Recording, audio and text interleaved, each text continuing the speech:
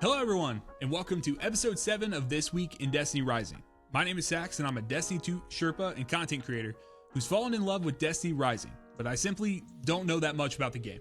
That's why I started this show, so I could chat with some of the top players in the game to discuss the things that confuse or they've just simply evaded me, in hopes that you find it helpful as well. Joining me today, I have a returning guest from actually one of our most popular episodes yet, the one and only Valiant S4mwise. Sam, how you doing today, man? I'm doing fantastic. It's good to be here.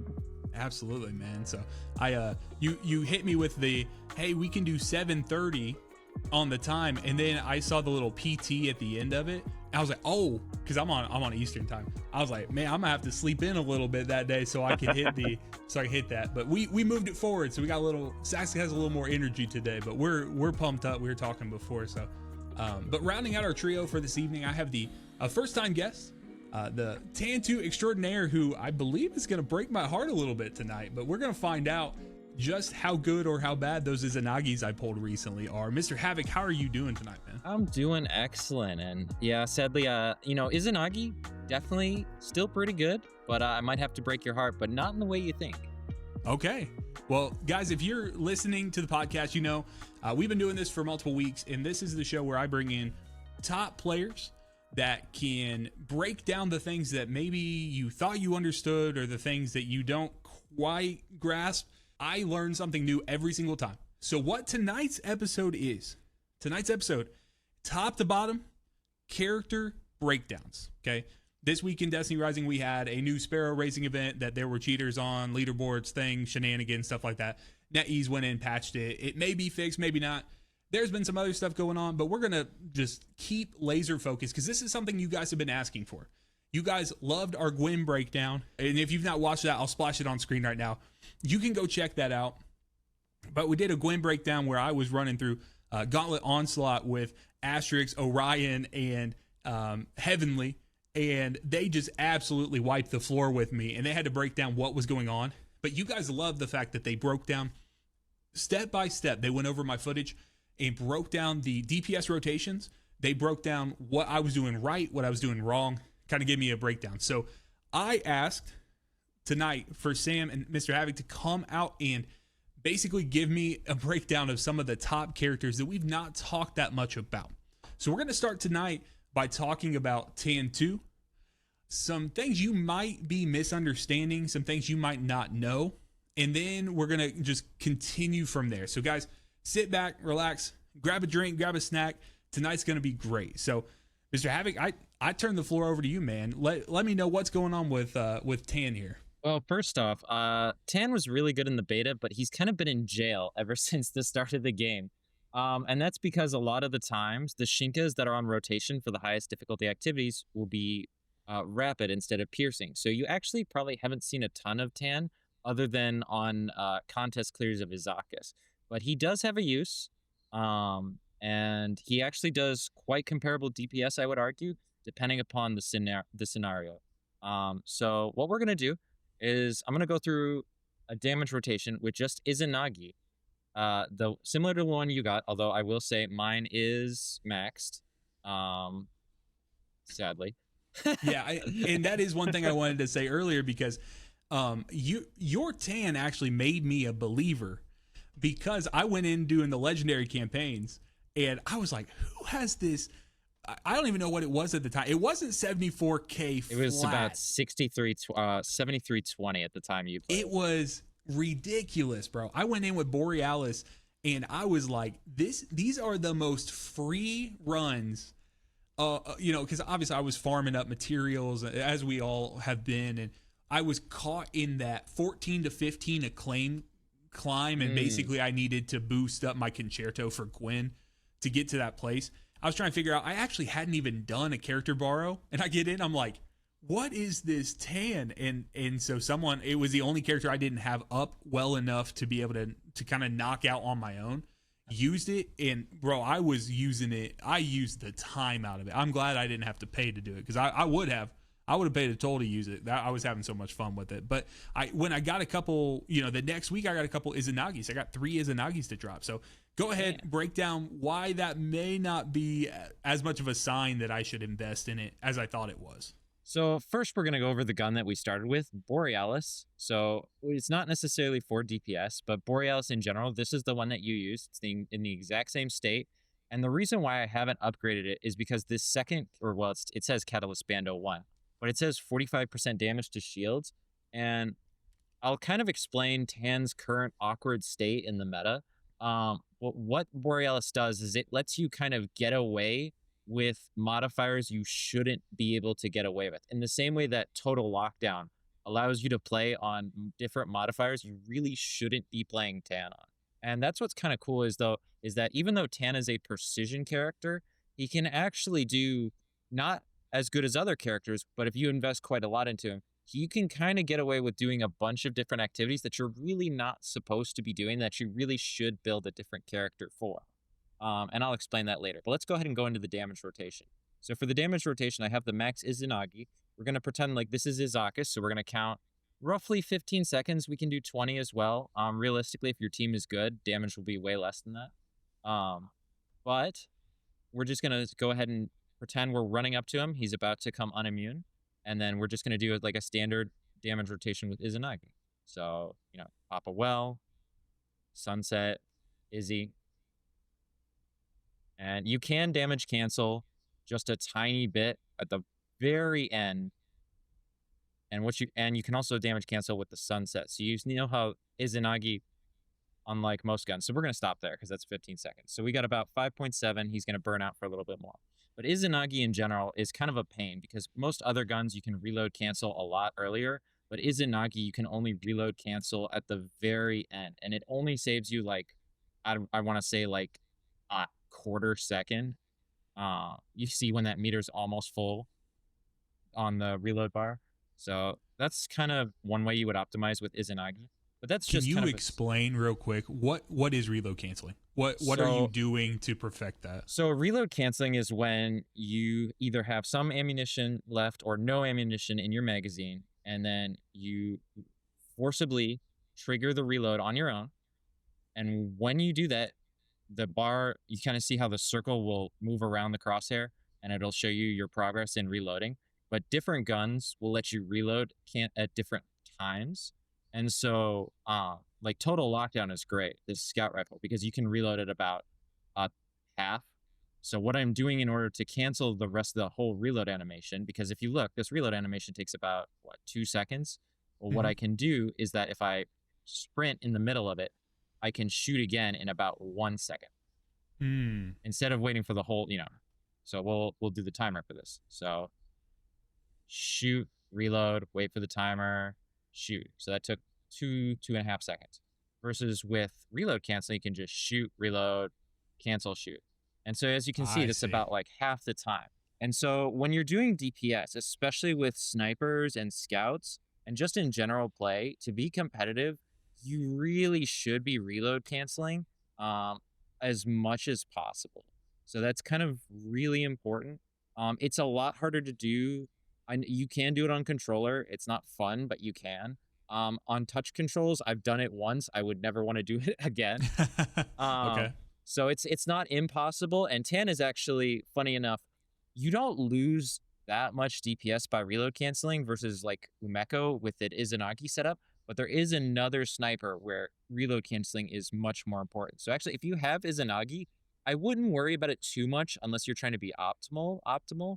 But like at the same time, if you're not doing contests, that's not really needed. Okay. Now, but anyway, the full rotation we went through was about 5.7 mil. So here, let me show you a couple different rotations. So another thing we can do, my Borealis is not maxed, but it'll kind of give a little bit of a picture.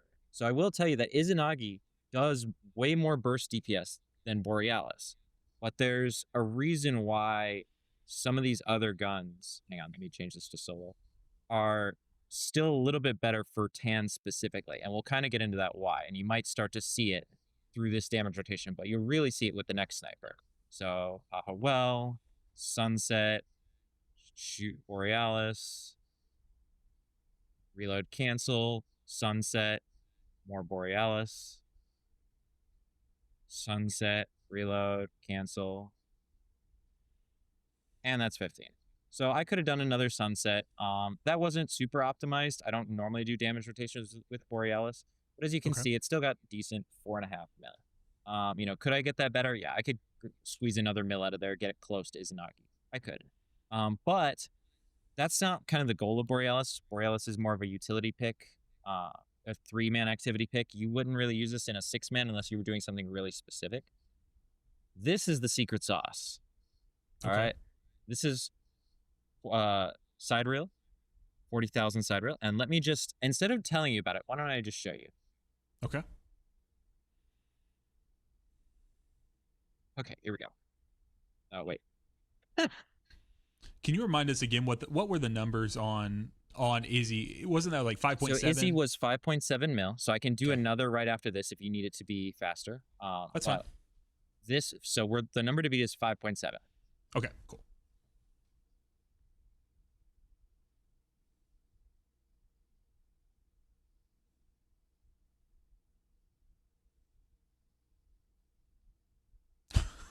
Oh my gosh. And I messed up. I missed 2 headshots. You're washed. And that's about 15. Yeah. So as you can see, more the damage rotation is kind of nutty. And shout out to Gigs, because he was doing this since like week 1 or 2, and I didn't understand it.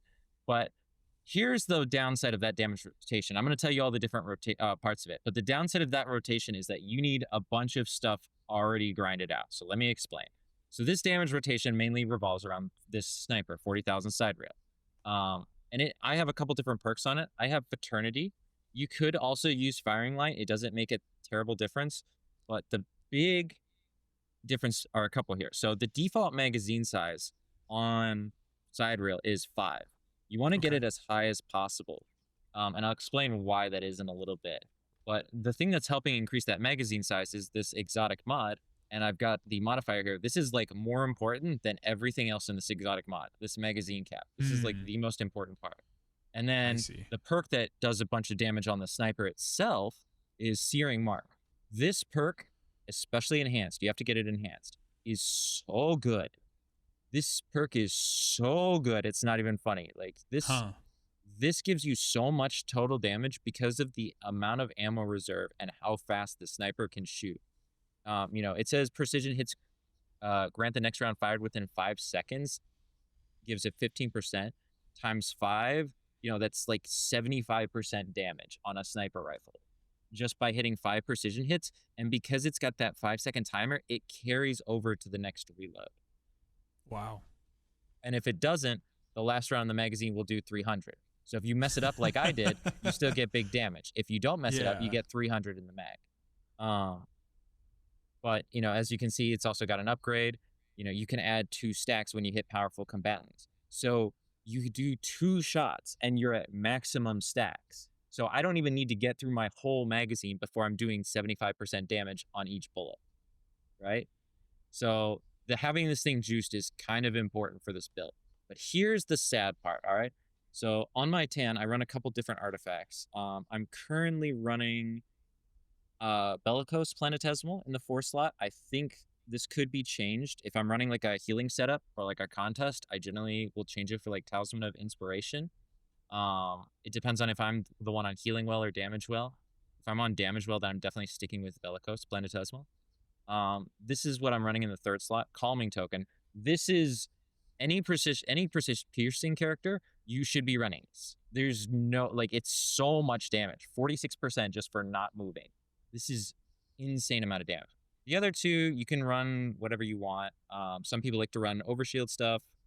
I run Revival because it lets me throw healing nades at people and then they keep healing through it. So I like Revival. I'm not super attached to Luxuriance. It just helps Gwen, gives her an overshield. Not really attached to this, but it's nice. And then the most important part, the talent tree. So what's holding this all together is, let me show you something. So if I throw away my sunset, all right, you see my bar on the bottom down here. Yes. So this bar charges when you get either scout rifle hits or when you get sniper rifle hits. And what happens is that if you get the bar to full,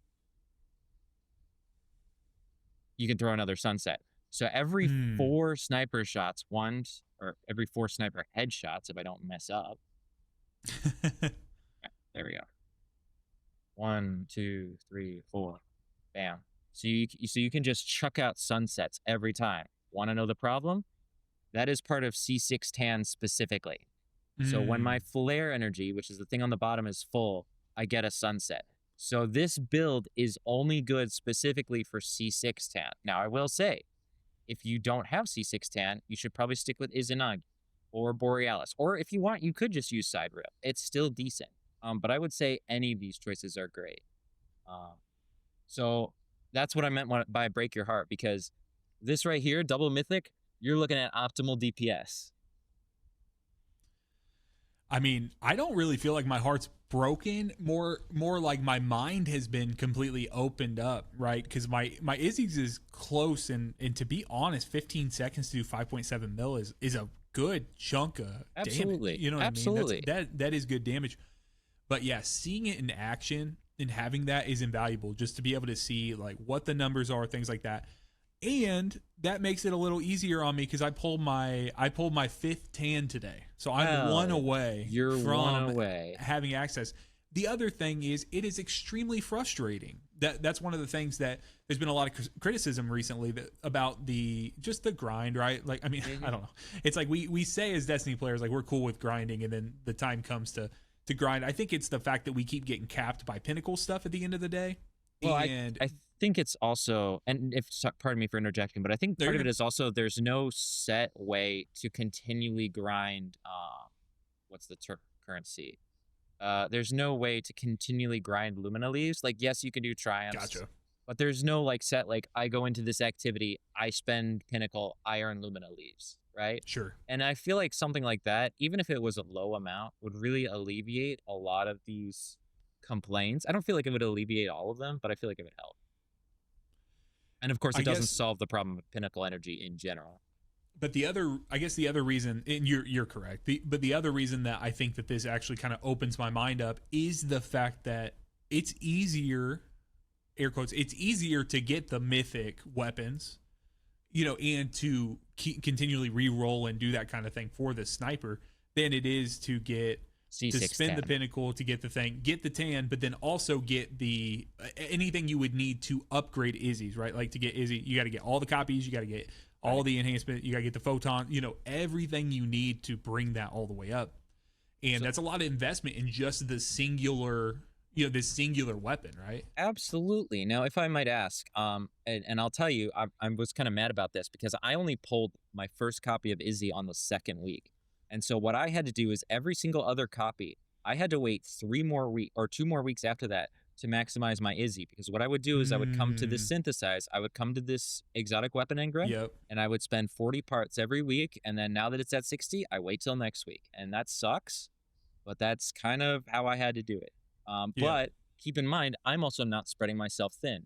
I am doing something I don't recommend anyone else do. I have 100% of my resources into Tan, and then anything left over goes to Umeko because I don't need to level weapons for her. So I don't recommend that. That's very dumb. And you will run into some very interesting pitfalls. But if you're stubborn enough, you can do something like this, where you can clear the wrong side of Expanse with Umeko using Borealis. Do I recommend that? No, that was incredibly stupid. But if you're stubborn enough, this is what I'm talking about, where I said, Tan and Umeko are kind of flexible. You can use their weapons and do a lot of things they're not supposed to be able to do. And no, it will not be as good as optimal, but it is possible if you're stubborn like me. So this loadout right here, this Total Lockdown Borealis, is the best flex loadout in my opinion. Because, are you familiar with Total Lockdown? So I'm familiar with the perks on it, but I feel like you might have some insight to share with people other than myself as well, so... Right, so Shinkas, in general, Tan is built and Umeko are built for piercing Shinkas. But what you can do is if you get a rapid Shinka, is you can use Total Lockdown and it stuns it faster than usual. And the reason why is because of this perk right here, Allocation Vector. And you definitely want this enhanced, but it's not absolutely necessary. But what it is that It used to be broken. Now it's only basically every shot you do on a Shinka does 2 to the piercing as long as you hold down the trigger. So what this does is it lets me stun rapids. Now, is this as fast as a machine gun or a proper rapid fire weapon? Absolutely not.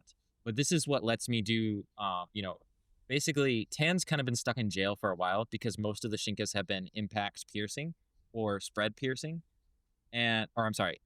impact rapid or spread rapid. And so what you're doing is basically I go into every activity and say, oh, I'm a worse Estela because I can't stun the Shinkas as fast. But what's nice is that I can still do it. So if you're stubborn enough and you throw everything into Tan, you can make it work. Do I recommend it? No, don't do that. Go build Estela or Ning. Go build Ning.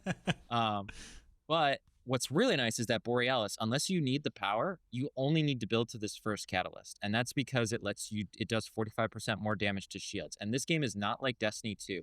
I'm not sure if you're aware. I don't know if I can spawn a shielded enemy. But if you headshot an enemy, even if they're shielded, it will do extra damage. So you want to be sure to be, if you're on Tan or Umeko with that Call Me token, you want to sit still, aim at their weak spot, and snipe, even if they have a shield on, because it will do extra damage. So with Borealis, you can strip a lot of shields. So that was what I did the other side of Expanse with. I was a dummy. I did it with, total lockdown because the Void Scout is kind of garbage. It's not garbage, but total lockdown is just 10 times better. I wouldn't even bother building into the Void Scout until you get a ton of other materials, and then Borealis. And so I can kind of go into Umeko now, or if you wanted to pivot into Sam. Let's see. Yeah, Sam, do you have any insights, or you have any questions on anything that could expand our knowledge on the Tan2 side of things, or maybe your a little anecdote for us? Like, what's your experience been, and how are you taking this knowledge? Is it as mind breaking as it is for me? I will tell you, it's impressive, to say the least. And I definitely will be building my Tan in this way, as I got a C6 quite early for Tan. But the one thing that I think all of us theory crafted this 40,000 side reel quite early. We had a lot of conversation about that specific perk, Searing Mark, because it's just on paper looks insane, right? And so we had a lot of conversation about this very early on, that this could be a really theoretically good build, but it didn't quite outweigh what Izanagi's could put out until that knowledge about that final talent really makes a huge difference as far as your damage output. So very, very impressive. And I think the nice thing is Tan is being quite accessible, is over time in playing the game. A lot of people will have the opportunities to get it to that point. Not to say that there may be other characters that are more exciting or whatever at that point, but it can be a readily available character long term. Let me ask you this: what is the reason that the 6 copy makes such a difference? Is it just the raw, like getting another, it's just the fact that it gives you another sunset, because your flare bar will charge, but if you don't have C6, when you go to the max flare, it won't give you the free sunset. So if you don't have C6 Tan, building into Izanagi is still a great idea, because it's, in my opinion, it's a much better choice if you're trying to do DPS with Umeko. And so that's the other thing, is that if you're building Tan, please build Umeko. Don't be stupid. They use the exact same guns. Ignore the Void Scout. Ignore the Void Sniper. They're trash. Just build exotic snipers, total lockdown. You can build Polaris if you really want. I don't recommend it. But build this sniper. Ignore Magoichi. It's a piece of junk. Izanagi and Borealis are kind of the way to go. And then for Tan specifically, side rail is the play. Awesome. But for Umeko, we can go into that in a minute, but first we can finish up with Tan. There was one last question I have about Tan, and then we'll wrap it up. Earlier on, you were using Borealis. You took it to to solar. Do you do that every time, like automatically, or is there a reason that you chose to do that in this display? For Tan and Umeko, what you want on your artifact specifically is you want weapon enhancement and solar boost. Now, my artifacts are not perfect. My Bellicose Planetesimal could be better. It's half decent, but instead of super boost for Tan, I would want weapon enhancement. And then here, instead of super boost, I would want signature boost. Super boost kind of doesn't really do anything on Tan unless you're trying to heal more, which is kind of nice, but it's not needed unless you're in contest. For DPS specifically, you want solar boost because it synergizes with the most snipers. So your side reel solar, Izanagi solar, and what you can do is you can make Borealis solar. So if I'm doing a specific activity that has Void Shield, I'll usually, because keep in mind, this artifact boost is what? I've got, 14% solar damage, which is nice, right? That's not a zero amount. Sure. But if I'm trying to go fast, most of the time, I'm just going to stick with whatever, I'll usually only cycle between 2, and I'll do it in transition areas, and I'll try and do sprint cancels with it. So I'll slide, hold, reload, slide, hold, reload, and I'll try and do this mid GM. Is kind of the timings, but most of the time it's just easier to just stay on one element. If I'm doing DPS specifically to a boss, I will cycle to solar, and that's because once again it synergizes with this solar boost on the artifact. And for any character that has a sniper rifle right now, you want solar boost. Screw void boost, Mahamayuri's trash. All the other snipers can be all the good snipers are solar. So I'm not saying my homies hate the void snipers. Yes, all my homies hate the void sniper. It's not the worst sniper in the world. It's just outclassed by side reel's specific purpose with Tan, and then the exotics are just so much better than Mahamayuri in general. It also doesn't help that Mahamayuri does not have good perks in the first column. Annihilation is okay, but it's not really what you want. So I guess you'd run triple tap Pranayama, which Pranayama is okay. It just is bugged right now, and you can't get it enhanced for some reason. I don't know why. But it's supposed to be enhanceable. It's not. I don't know what the deal with that is. Yes, because does a mod exist that has Pranayama on it? I think for Rapid does, maybe. I don't know. I'm not interesting. I'm not an expert outside of. I just recently heard. I had just recently heard that there were some, with the mod system, that there were some perks that had not reached, or some mods that could drop that, whether they could or could not enhance certain perks on certain weapons. So it seems like there's some work that needs to be done by NetEase on the backside with some of the mod systems still. It seems like they might be working some things out. It was on Estela specifically. There's a specific mod on Estela that's supposed to drop but never drops. Interesting. I forgot which part of it she was. But yeah, the description's in the game, but the mod will not physically drop. I see. Okay. But yeah. So anyway, last thing, light linked companions, Estela. Okay. Solar damage while standing still. This synergizes with calming token. There's no reason you should not have this. So this is a system that I've not delved into hardly at all. What can you do just a quick explainer on what light link companions are and what considerations you should be thinking through? I mean, are you literally just going through, because I've just been selecting whatever the thumbs up is, that option here. I don't know much so about the thumbs up in most cases isn't bad, but you have to think about what the whole goal of your character is. My goal as Tan is to sit my ass down in a well, throw a bunch of sunsets while standing still because of calming token. So because of calming token, because I get that 46% damage boost for sitting still, and I have it set to solar weapons since most of the good weapons are solar. Now I could put on Wolf for 5% solar damage, but if I'm already standing still, I might as well use Estela's thing. Light link companions are if you have copies of a character, they can add a passive effect to your active character. And so Atala is a good one for most characters because she's really easy to get, and she'll increase the duration of a bunch of your abilities. Like my flare energy is easier to keep up with Atal. I believe my healing effect is slightly increased by Atal. So she's just nice in general. She's not absolutely needed, but I feel like if you're healing people, it's a better effect, especially because it synergizes with Talisman of Revival, where if I throw that healing grenade at somebody, they'll be healed to 100%, and they'll keep healing for a little bit longer. So like instead of 2 seconds, it'll be a 2.2 sec, or instead of 8 seconds, it would be like 8.5 seconds, which isn't Gotcha. a ton, but in contest scenarios, stuff like that can matter. Sure. So going back to the other light linked, these two are kind of what I feel like is the best, because 5%, I get that. If I fix my artifact, I can get this. So I feel like this is not optimal. What were you gonna say, Sam? Okay. I'm sorry. I don't know. Keep going. I was just listening intently on your.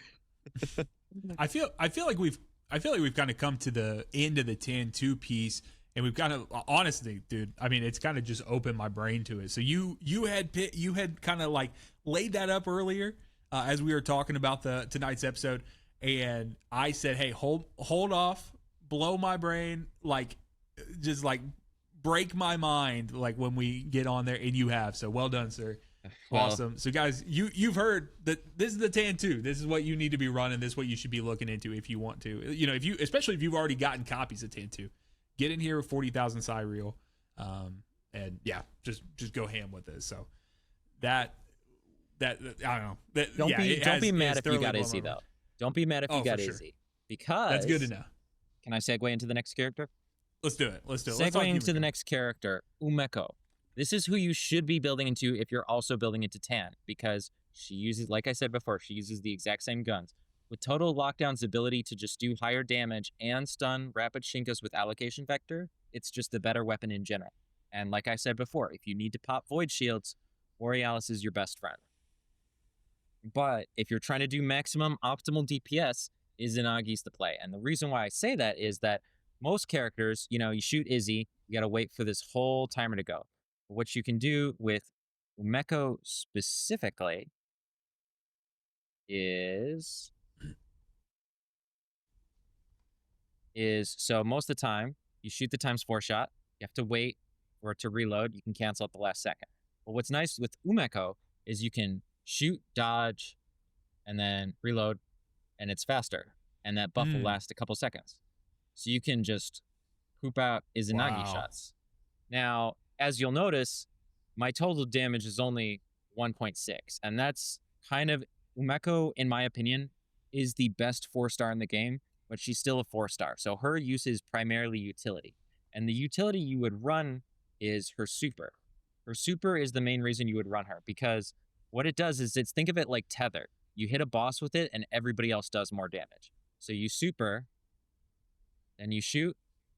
See the difference? One shot, and we're already dumping our entire Izanagi reserve. And that's because of a couple different perks. I don't even have C6 Umeko, even though I want her. I only have C5, and she's still, I would say it's C4 is really, C4 or C6 are kind of the best break points.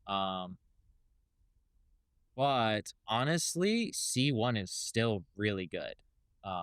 You don't necessarily need C6 with her. It just helps you stay alive. But if you're trying to stay alive with Umeko, you're probably not, you're doing something you're not supposed to be, because unless it's contest specifically, you kind of don't want to be running Umeko unless you're doing something you're not supposed to be doing, because there's other characters that are better. But if you do want to run her because she's fun, you can do something a little like this. So let me get my abilities, and we'll just do a damage comparison so we can compare it. So Tan with Izanagi alone and just sunsets was 5.7. With Sidereal was about 10 mil. So I messed up, but it's fine.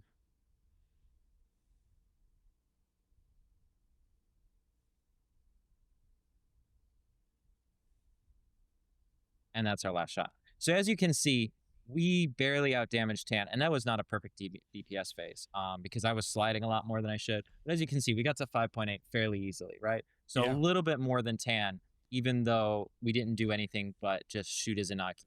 And that's because that's kind of Umeko's main downside, is that she doesn't do any damage on her own. You are reliant on your teammates, and your invis kind of doesn't do anything unless you're trying to specifically like kill one Shinka, which it's nice for. But her idea is that you would use her in a boss damage type scenario. So currently the only place where she's quote unquote meta is Izakus. You always want one Umeko. But the whole goal is that makes this her super, I should say, kind of out of order with this. But what her super does is it debuffs the boss, and it lets everyone else, not just yourself, do 33% more damage. And then what you can do with her artifacts is that if you get, and my artifacts are messed up, I need to get better artifacts for Umeko. But if you get vulnerability bonus maxed, it extends the duration by 10%, in addition to increasing the strength by, I think the maximum is 33%. So 33% of 33%, you get another 11%. So instead of having a 33% Shadow Shuriken, you'd have a 44% Shadow Shuriken, which is really good. So currently, like I said, there's no place where she's necessarily meta, but if we ever got like a boss rush type scenario, or like we got a raid with multiple boss encounters, you would see one of her in every single encounter. So like even under contest Izakis, people are here. Let me pull up the leaderboards. Even under, regular Izakis or contest Izakis, you can pull it up and you can see how, some of these groups, multiple Umekos, one Umeko. So every group will have at least one. So that's what it's kind of cool about her. So even though she's a 4-star, she has a place with all the other 5-stars. And if you're building Tan already, you'll have the weapons for her, which is really nice. So it kind of saves a lot of materials. Can you replicate what you did for Tan already, which was the Izakis, basically like the walk up, as if it's the Izakis like Absolutely. damage phase begin? So like talk it through just like you did the last one. I want to kind of see and visualize what you should be doing. So through first, every step of the way. Let me go through my artifacts. So okay, perfect. Artifacts are similar to Tan's. I'm not completely attached to Bellicose Planetesimal, purely because with her specifically, it's a little annoying to have to recast an ability every 6 seconds. So I'm thinking about swapping this, but I haven't found anything I like more. So for now, that'll stay. Calming Token, just like Tan. This is mandatory on precision characters. It's so free. All you have to do is sit still in the well. Ring of Conversion is just nice. It gives you an overshield when you go invis. And then Healing Planetesimal. Other people run Ring of Abundance. That one's fine too. Healing Planetesimal, I feel like, is better under contest because, keep in mind, we were locked to this one. So just basically anytime I threw a Shuriken, it would heal me. And I felt like that was really nice. But let's go through. So same objective as Tan. You walk up, sit in the well, don't move unless you have to. So I don't know. Something a lot of people don't know is that if you don't press any directional keys, but you press the dodge button with Umeko, you will sit in place. And that's kind of what you want to do in order to not move in the well. So let me go get my cooldowns back. So you walk up, Izakis is about to pop.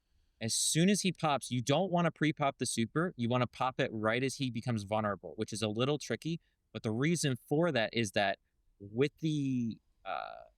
and this is kind of a lot, but with the super itself... Oh, people eat this stuff up, man. Just pour it all out, bro. We want to know every little detail. I know what it does. I just don't know where the description is. But basically, when you super an enemy with Umeko, you will do your first hit. Whatever hit it does should be your biggest hit. So I shouldn't do this little dinky scout rifle hit, because what it does is it's going to like double or triple my scout rifle hit. So what you want to do with Umeko is you want to make your biggest hit the next thing you do after your super. And that's what Izanagi allows you to do. So it's really nice. So you would super Izanagi. Then I'm just going to go slow. So then what I would do is after I was done shooting Izanagi, I would dodge. That lets me reload my Izanagi faster. And then I would just dump Izanagi shots as fast as I can while that void step is still active, because that gives me the reload buff. Then I'd throw a shuriken to reproc Bellicose Planetesimal, get me another damage boost. The shuriken is not to extend the debuff. The debuff will last the whole damage phase. The shuriken is to proc Bellicose Planetesimal. If you're not rocking Bellicose Planetesimal, you don't need to throw that shuriken in there. I don't like throwing that shuriken in there. I'm trying to find something better, but this would be like one of my better rotations. So walk up to Izakis, super, sit in place, Izanagi, reload, Izanagi, reload, Izanagi, reload, dodge again, Izanagi, reload, Izanagi, reload, And that's generally, I'm out of ammo at this point, so I can do like 1x2 shot, throw some primary in Gotcha. there. So that's generally where my damage will end up, is like slightly below, slightly around an Izanagi tan. Keep in mind that, if people hit your super, sometimes they can get the damage instead of you. It's usually not the case, but I've seen it happen, especially if there's enough laggy people in. So your damage will hover somewhere around that 5.4, 5.8 mil mark, which is, Okay. once again, you're doing not the same, but close to tan with Izanagi. So like, you're doing the same damage as a 5-star with a 4-star. I feel like that's halfway decent. But other than that, How does Umeko's... Sorry, go ahead. How does the 5-star, 4-star conversation, how does that directly affect the damage, or what is that? No, NetEase just generally gives the 5-star characters bigger damage bonuses. I see. Okay. They give them, better better relics. They tend to have a lot more synergy, or they tend to have a pairing of exotics that'll work a little bit better. Umeko kind of basically yoinks a bunch of stuff from Tan, and that's how you get away with doing as much as you do. And that's basically why she skirts by, in addition to her utility. If we get a 5-star that gives a bigger debuff, Umeko will be gone. Yeah. Right? But until that time, Umeko is meta. Okay. For boss damage specifically. Interesting. So you're not really using in any kind of like, we'll talk like break in or minutes above, anything like that. You're not going to see Umeko in that. Correct? Unless they change menace above to use piercing Shinkas, in which case Umeko does have an idea, because she is the second fastest character after Tan. You do zoom, after Ning. Sure. You do zoom decently quick, right? Especially at C1, where you get, the double dodge. But I don't know. We're going to see. We have yet to have a piercing show up in Calamity Ops. And so that's why I'm only an expert 1, because I basically just I had people carry me into here while using Tan, because I'm basically just a bad rapid fire Shinka with character with total lockdown. Gotcha. So once we get piercing Calamity Ops, that's when we'll really see, and you might genuinely see Umeko in Calamity Ops because of her speed. Now, keep in mind, she can't kill stuff as fast as Ning. So we'll see what happens. Huh. But other than that, you would generally use Tan 99% of the time. But Umeko's for those, 10%, 1% of the time you don't use Tan. Gotcha. Okay, so let's use that as a perfect segue. And Sam, we're coming to you next, brother. So be prepped here. So we're talking Calamity Ops, we're talking Tan 2, talking that different stuff. We're about to get an element change for the next month or so. For the season here, we're going from the arc. I think it's under the season tab. I was looking at it earlier today on the ghost menu there, and then solar shield. If you click that bottom left corner, the big right there. Click that right there, and that'll open up the. There you go.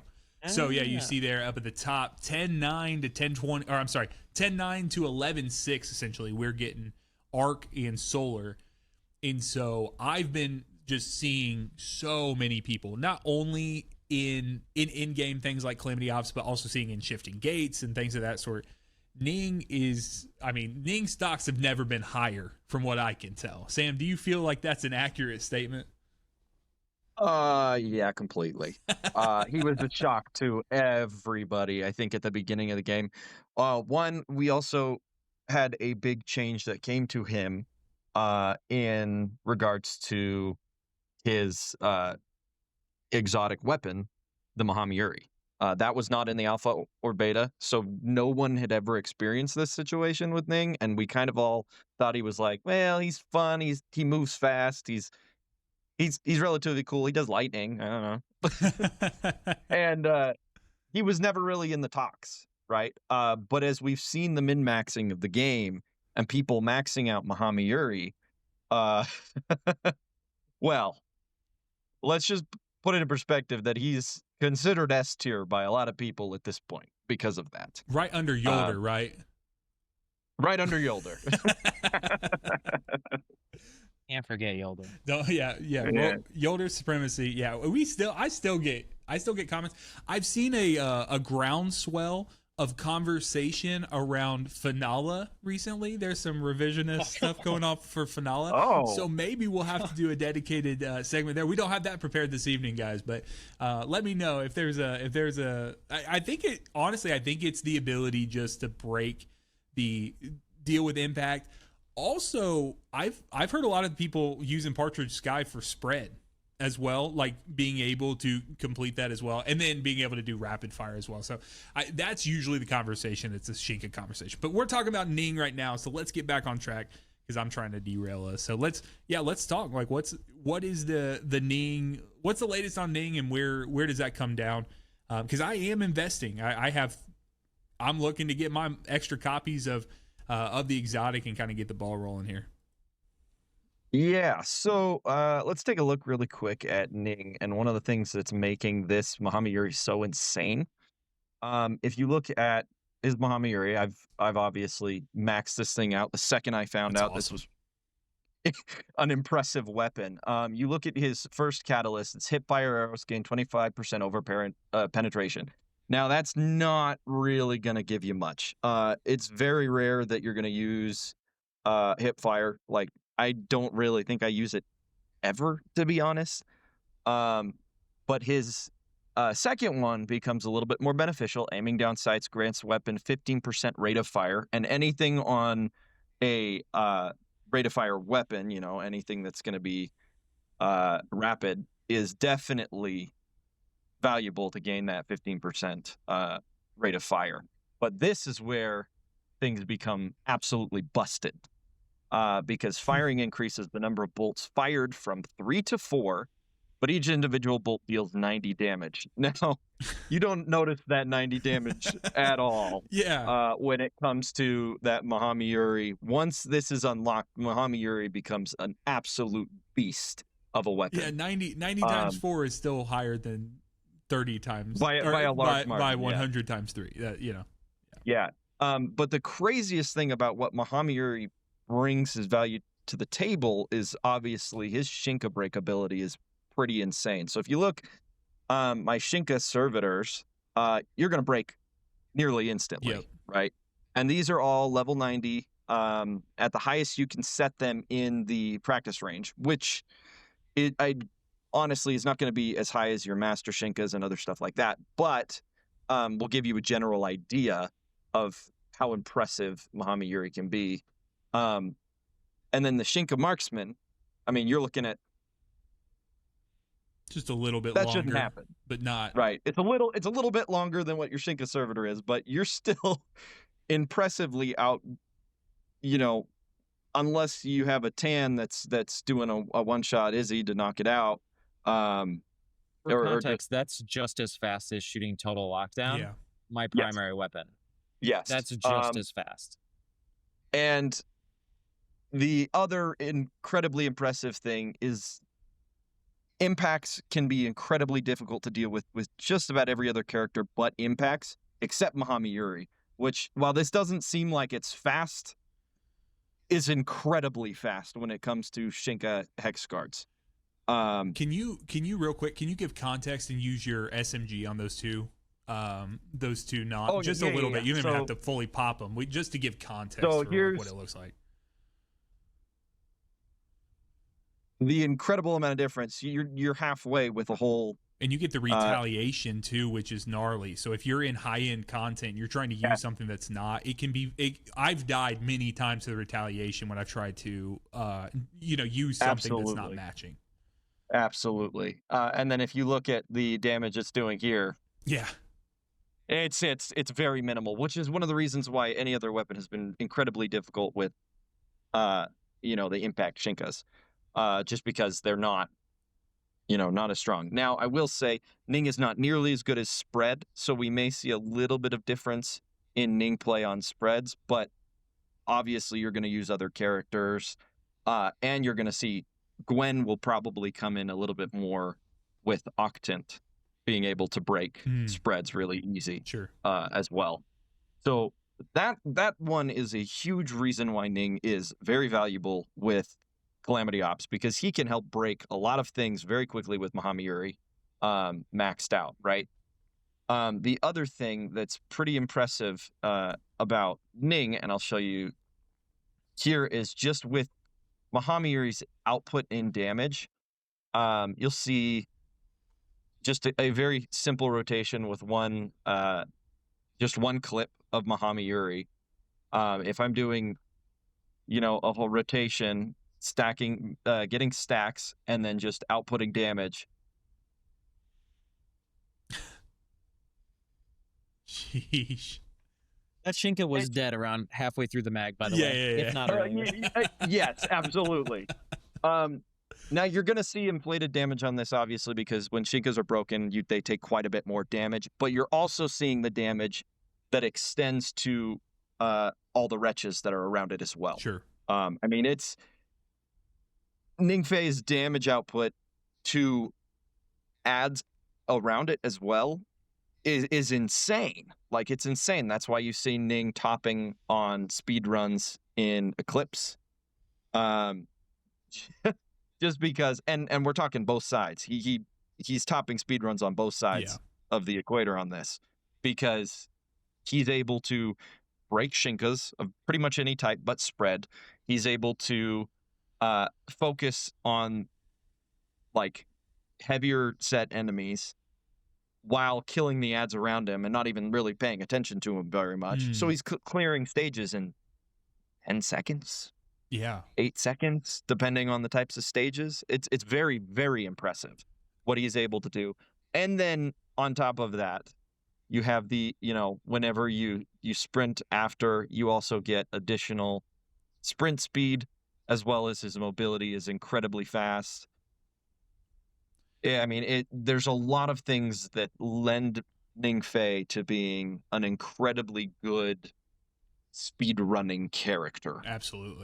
And also, to put this in perspective, my Ningfei is not as impressive as some of the other people's. I have 4. My artifacts are not very solid. So this is the other thing that's crazy. My weapon enhancement is only at 98 for what kind of damage I'm doing. My weapon enhancement is not even close to what it could be. And I'll show you a difference in perspective with this same thing. We saw about, 10 million damage there. I'm going to, shout out to Kill. He's a very, very impressive Ningfei. I'll show you sitting his trial. As we're recording, he's sitting at the top of the Calamity Ops leaderboard. Yes, correct. Very top, number 1. Repping that Combini 711 at the very top. So shout out to Kill. Yeah, exactly. Make sure these are set to level 90.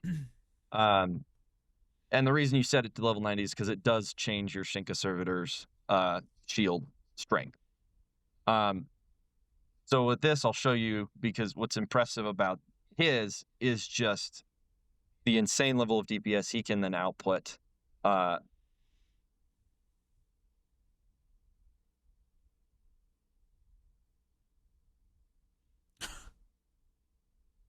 There's nothing more to be said. God.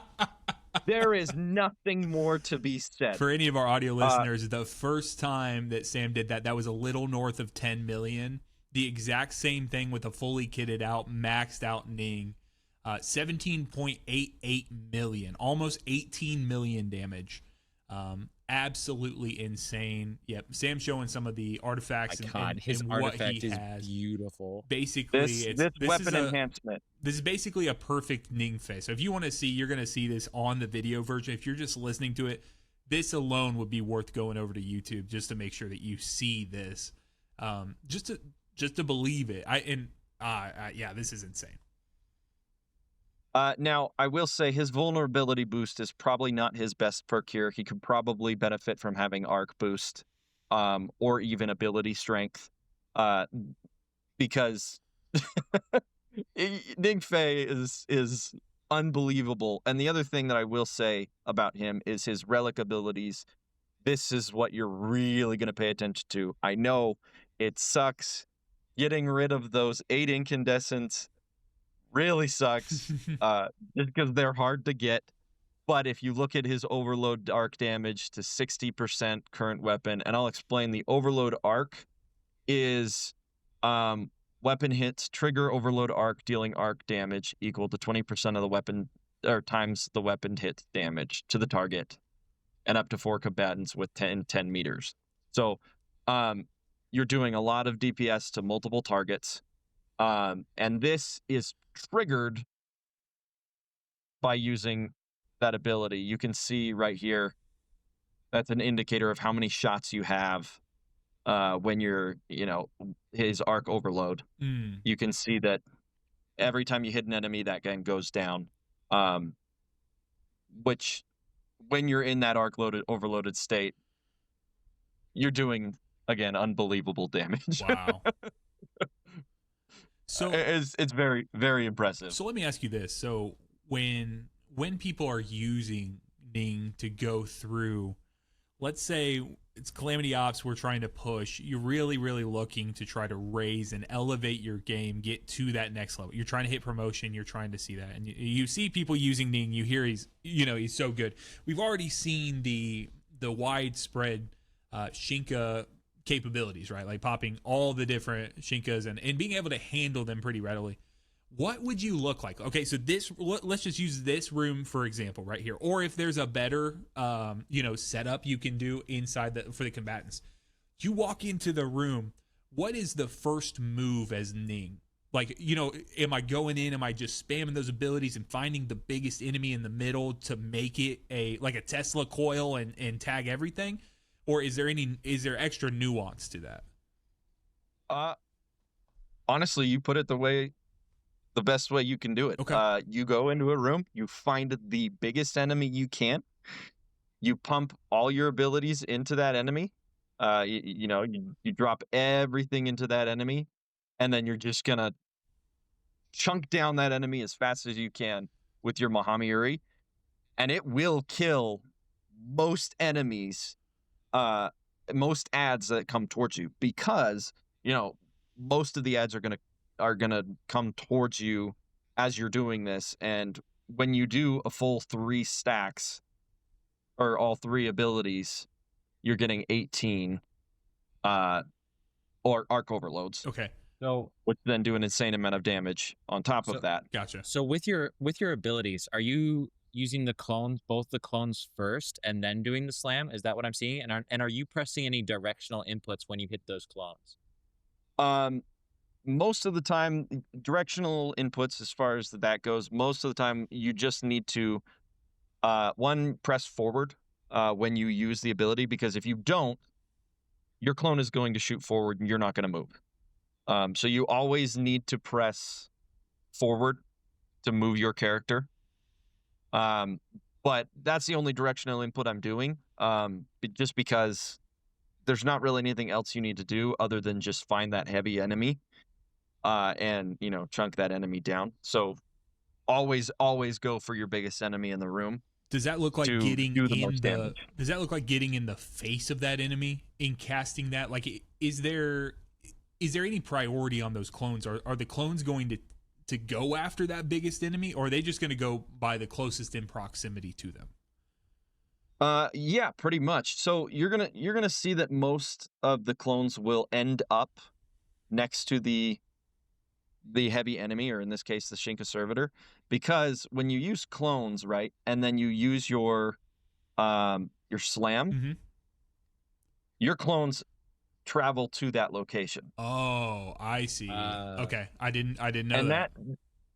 that is due to, I believe it's not this one. By the way, C1, absolutely the best and most cracked talent for Ning Fei. Okay. Definitely get this whenever you can, because one, that makes your speedrunning abilities much stronger. Your all your abilities will stack more damage. It's a must-have for Ning Fei. So you can see reveals invisibility. You really aren't going to notice a ton of invisibility with Ning Fei. It's just not really his benefit. Okay, so I initially thought it was in his talent tree. It is not. Is it a relic? I believe it's his relic abilities here. Leaps and smashes down at targets, dealing arc damage and inflicting corrupt. Clones will simultaneously attack with lightning strike. Gotcha. Okay. So that top that top relic ability, that's what's pulling those clones to that particular location, and you're just getting two clones to do your bidding based on that tier 1, or being able to get up one copy. Now let me ask you about the order of operations when you're facing down a Shinka. Do you need, because this is a misunderstanding I think from me, probably from Destiny 2, do you need to pop the shield before you cast those abilities, or is it better to do it before that to benefit while you're trying to pop the shields? Ideally, you do want to pop the shield before, because if you're gonna do your abilities, you want to get that ability damage down. Gotcha. As early as you can. Just because the more damage you do, the better.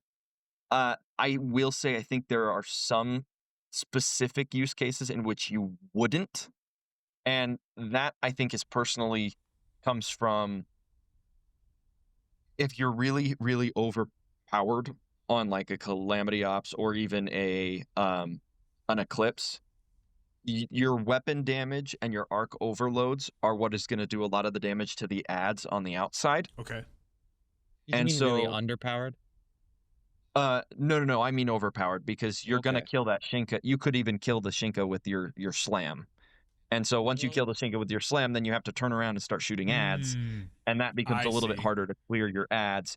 So using your abilities beforehand gives you the ability to then shoot down with your Mahamayuri and deal more damage to the enemies on the outside as well. Okay. The goal being to get the chain lightning.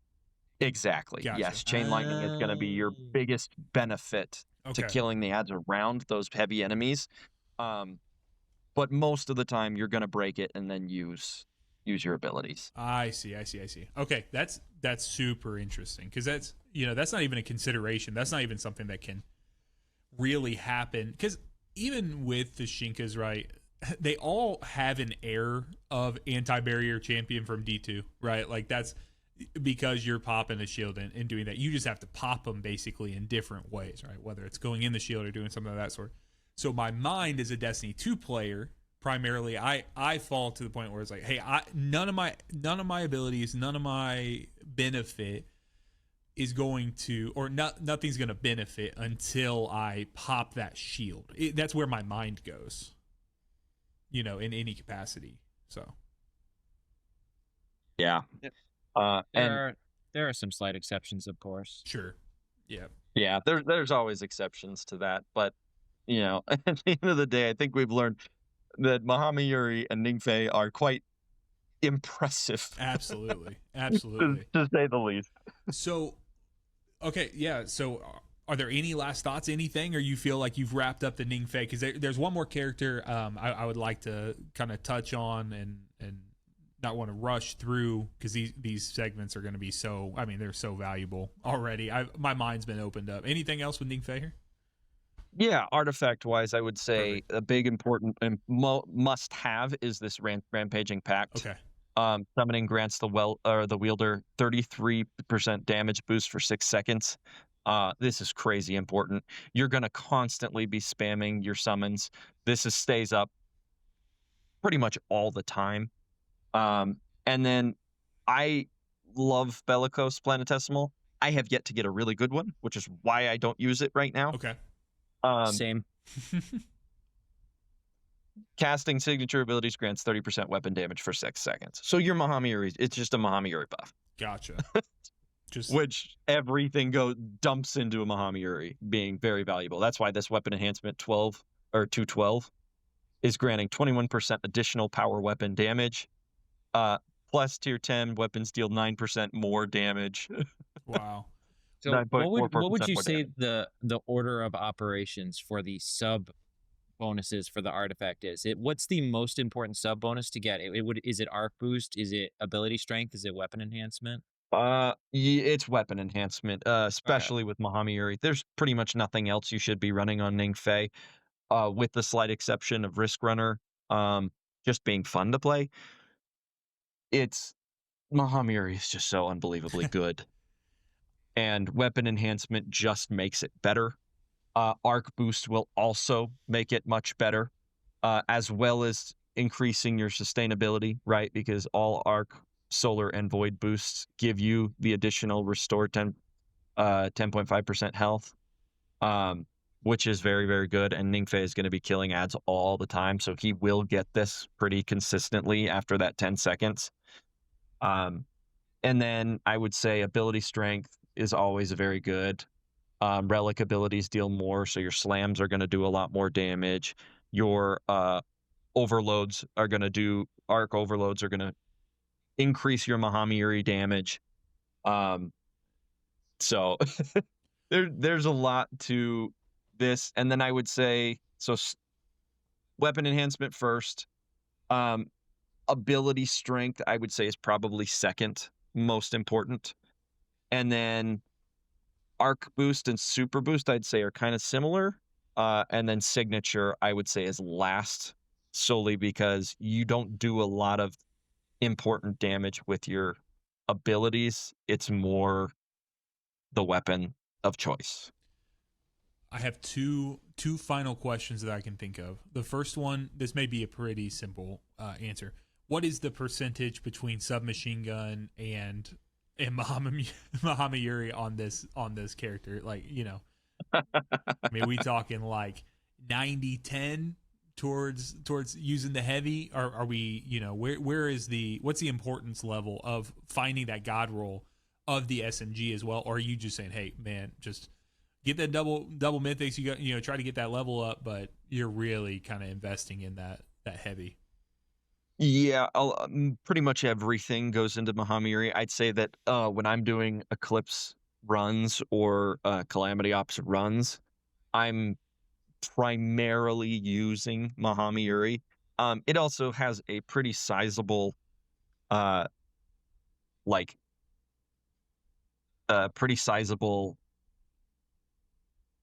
magazine. So it's Sure. 42, and its max ammo is 210. So you're holding a lot of shots. Yeah. I don't find that I run out of it very often. So I'd say probably 90-10 is what you're looking at with Mahamayuri, especially in Eclipse. You almost never switch to Delphi Colby in Eclipse. You just don't.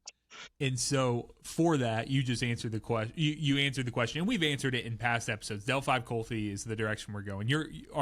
Are you ever really considering Wolfpack in there? Does it even matter, like the elemental shields with Ningfei's kit? Because it seems like it's so overpowered that you would be able to break straight through any of the other elements anyways. Yeah. And I would love to show you that. I don't have the capability in the practice range just to do that. And show you the shield breaks with Mahamayuri. But yes, it'll break pretty much everything. Other shields can be quite a bit harder, especially at higher levels.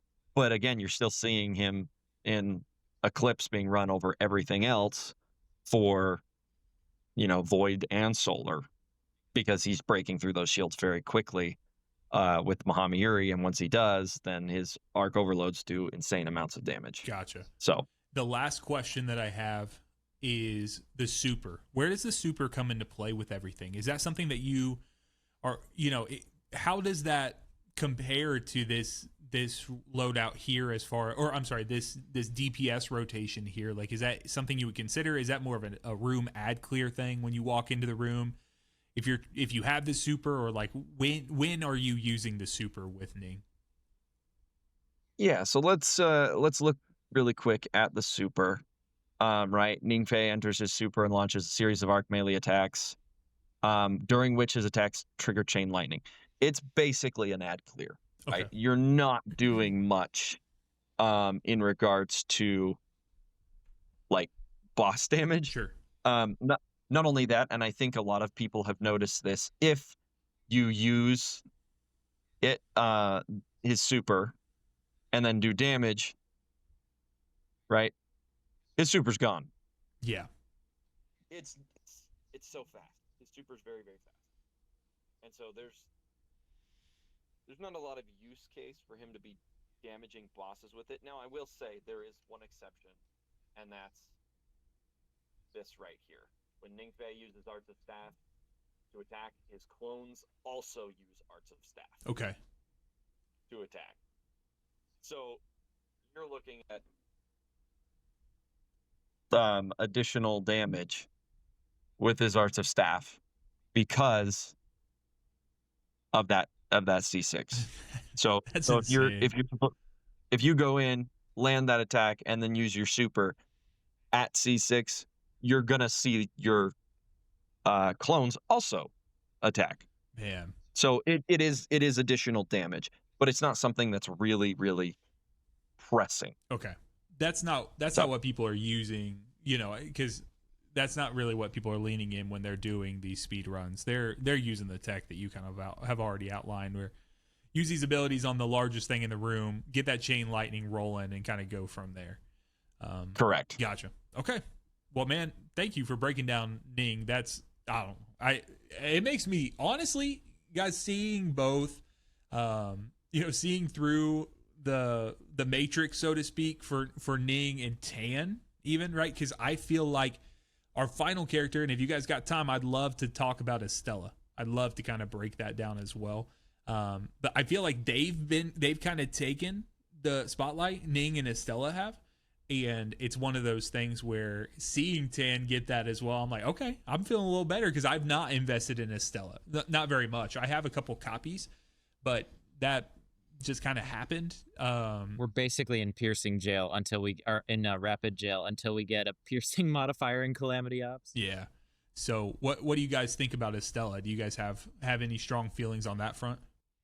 Oh, I mean, yeah, no, Estela's very strong. I mean, there's no denying that she's very strong, especially when it comes to damage to bosses. I think it would take quite a bit more to go through her kit, just because it's a little bit There's a extensive lot. to the So- stuff that you can do. So let's talk this real quick, because this is what's been most helpful, and this is the way we'll wrap up this evening. Okay, so we can circle back, we can do something of that sort, because there's been a lot of Estela conversation out there. We've actually talked about her on, this would be the third episode in a row we discuss it. What would it look like? Okay, what would it look like you walk into a boss encounter to output a lot of damage with Estela? Because I've seen that sometimes where she's like, presumably top fragging, in putting damage. Are those damage numbers getting inflated by all of the ag clear and stuff from the summons? Or is that actual raw damage that's happening to an enemy, like to Iskis or something of that sort in those final encounters? Oh, it's a lot of it is her A boss lot of it is damage. your super. Okay. Yeah. So the super is kind of what's pumping that up. The super, and then you throw out a tier 3 summon. And if you Izanagi specifically, you can kind of already have a bunch of summons up. And then you'll get more as you do damage. And you're kind of basically pumping out those tier 3s during damage. Now she does, and I'm sure other people discussed it, but there are some very funky interactions with Estela damage in Izanagi. If you look at the damage screen, it's I won't get into super specifics, but you'll often see you'll see 3 Estelas, but only one has the majority of the damage, and that's because that Estela will eat the damage of a lot of the others. The others are still doing damage, but for some reason it's reporting under one person. I see. Okay. That's a super common bug, which makes it a little hard to test who actually has the best damage. Right. Yeah. I don't know, Sam. Did you have anything to say more about that? No, yeah, it's pretty much a little bit weird So- damage calculation for her. So and Izanagi. realistically, for these boss encounters, you're trying to, obviously you're getting your super. You got to have your super, because it's a pretty lengthy super timer on Estela. Yes. Correct. And then the other piece is, this is something I struggle with so much, and my chat always roasts me when I'm playing. Like, hey, send a tier 3 summon out. I forget every time. I just spam it. Like, I spam low level ones almost all the time, and that's the thing. Are there any tips for getting that up, or is that just a raw, hey man, you just gotta be patient and deal enough damage there? Is there anything in like the, is there like a T3, T4, is there something in the mix there that gets that raising the tiers of the summons at all? Or is that something where it's like, hey, I'm just not being patient enough without putting my weapon in corruption damage, stuff Well, like that? let me show you something really quick, because this is actually quite fascinating. If you look at, so if I put this out and put a Shinka up. I already have some summons.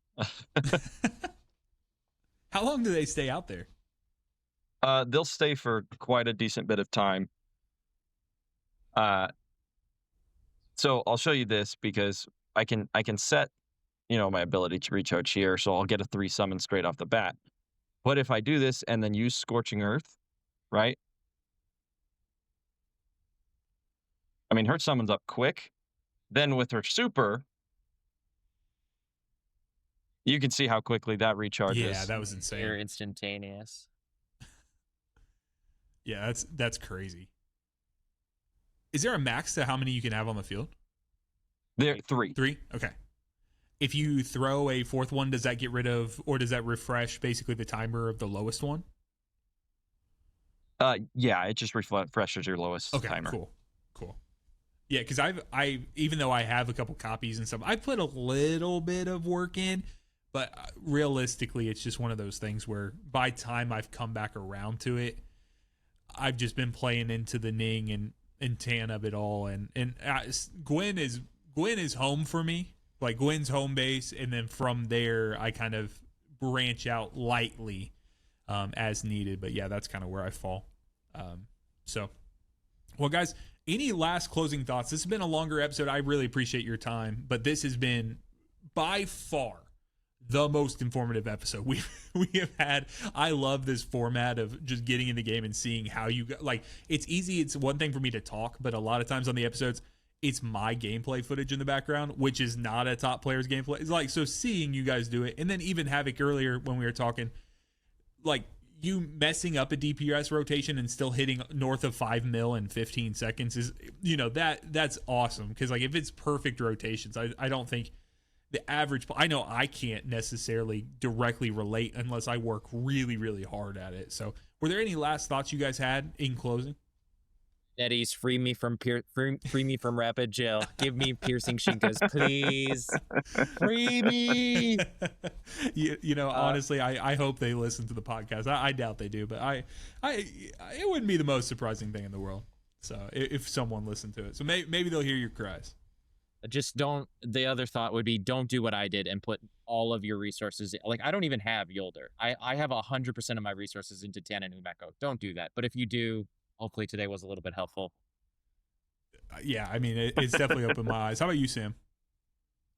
I just say as much as we can show you all these awesome, builds and the ideal ways to play a lot of characters and whatnot, every character in their own right is very valuable and a lot of fun to play. I've been messing around with a lot with the Tall. I've been messing around a lot with Zhanwei. I've been having a lot of fun with multiple different characters as we've gone past the stages of rapidly trying to build characters and min-max and whatever. And now I'm just kind of playing around with a lot of different builds, and any character can really be fun to play and do whatever you want. So don't feel pigeonholed into playing a specific character just because they're S tier. You hear that? Don't feel, even if we put pressure on you to use Yolder all those weeks ago, you can stop. You can put Yolder down, Yolder supremacy, but you can put Yolder down. You don't necessarily have to play her anymore. You can try out some of these other characters. So guys, thank you very much for listening. If you're here at the end, consider liking and subscribing to the channel. Shout out to everyone who has contributed. Shout out to everyone who continues to come back week after week. And until next time, be blessed, y'all.